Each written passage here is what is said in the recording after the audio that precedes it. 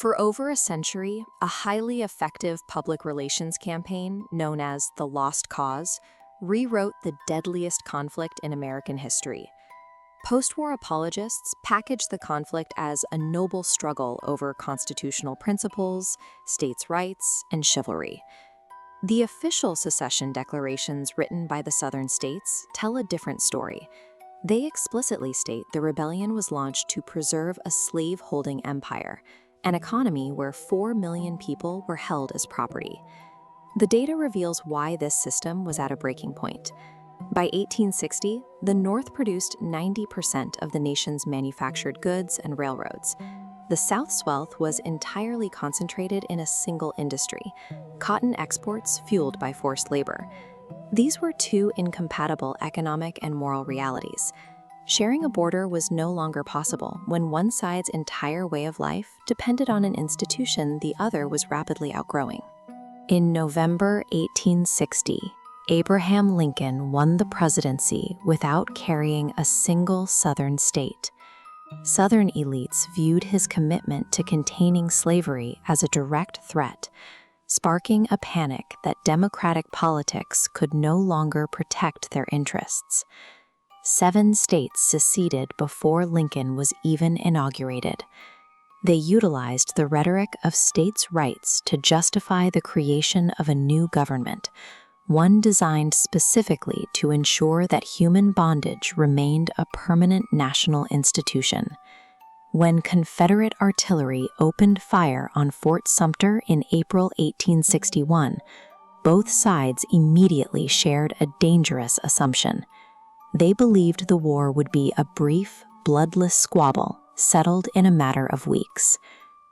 By prioritizing the survival of a slave-holding oligarchy over the democratic process, secessionist leaders guaranteed the most devastating conflict in American history.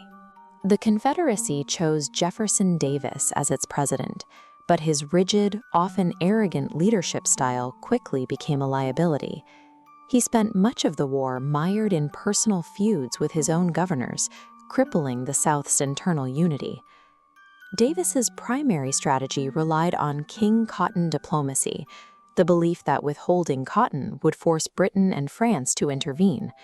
Instead, Europe sourced cotton from Egypt and India, leaving the Confederacy isolated and bankrupt. As the Union faced a climbing death toll and repeated military setbacks, Lincoln's goals underwent a radical transformation. He realized that simply saving the Union was no longer a sufficient strategy for victory. The Emancipation Proclamation turned the Union military into an army of liberation.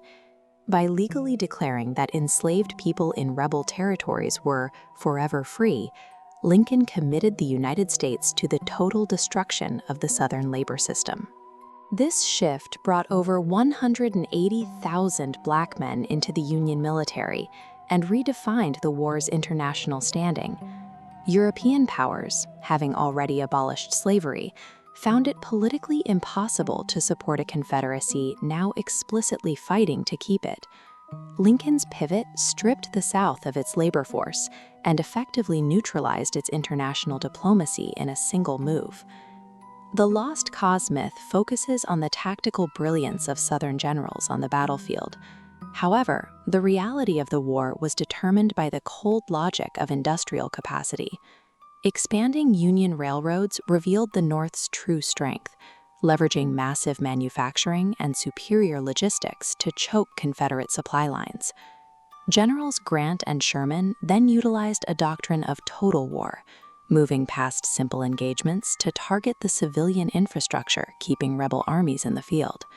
Sherman's march to the sea was a demonstration of this ruthless efficiency. His troops burned crops and dismantled rail lines across Georgia, destroying the Confederacy's material resources and its psychological will to continue the fight. Union victory came through the systematic dismantling of the Confederacy's economic capacity to exist. By April 1865, the Confederate government was in flight. Robert E. Lee surrendered at Appomattox, and the 13th Amendment legally ended the enslavement of 4 million people. But just as the nation began to face the work of peace, Abraham Lincoln was assassinated. His death created a massive political vacuum. The era of Reconstruction, meant to rebuild the South and guarantee civil rights for the formerly enslaved, stalled under a wave of political infighting and a lack of federal resolve. Without pragmatic leadership to enforce the victory, the newly freed population was left vulnerable. This allowed white supremacist movements to regroup and begin a violent campaign to reclaim political control. Southern apologists immediately began a war of memory. They rewrote history books to frame the conflict around noble ideals, carefully scrubbing the centrality of slavery from the national narrative. This revisionism was carved into the landscape.